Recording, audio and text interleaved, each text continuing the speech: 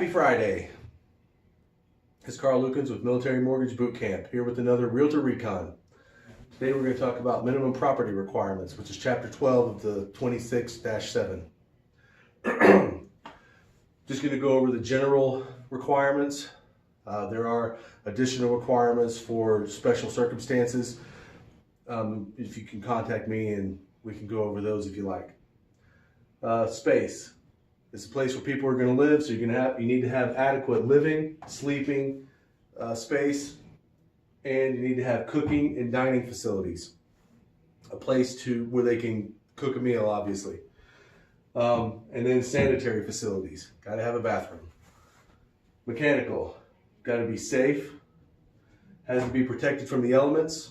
And it's got to have enough utility, durability, and economy that it's going to last for a little while. It's not going to be breaking down the day of closing. And it's got to have adequate capacity. So a little space heater or one inline water heater is not going to do it for a 4-bedroom house. A 20-gallon water heater isn't going to be enough for a 4-bedroom house. So that's something that the appraiser takes into account. Heating. Areas that have water, where there's water lines in the walls or in the house, have to be heated to 50 degrees or higher.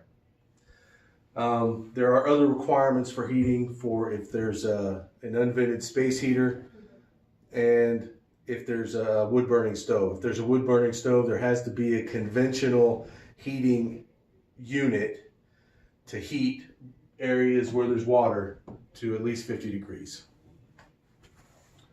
Water supply, got to be domestic, got to be continuous, can't have intermittent water supply. It's got to be safe and sanitary.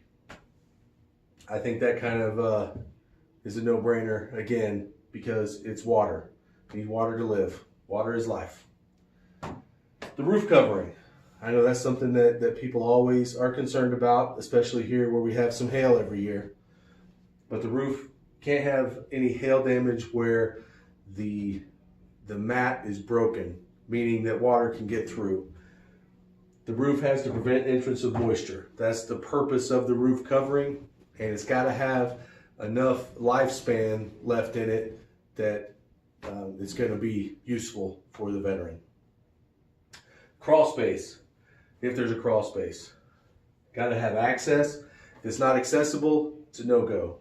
It's got to be clear of debris, and it's got to be adequately vented. This is all in the building code, and appraisers know what they're looking for when they're looking at this. Ventilation of the home, it must be adequate. That mostly has to do with the roof, vents on the roof. That's to prevent moisture from building up in the house. Inside the attic space or in the walls of the house even. Because if moisture builds up in there, then you can get mold and it can cause some damage.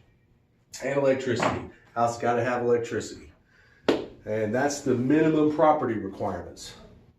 And meet me right back here next week for another Realtor Recon.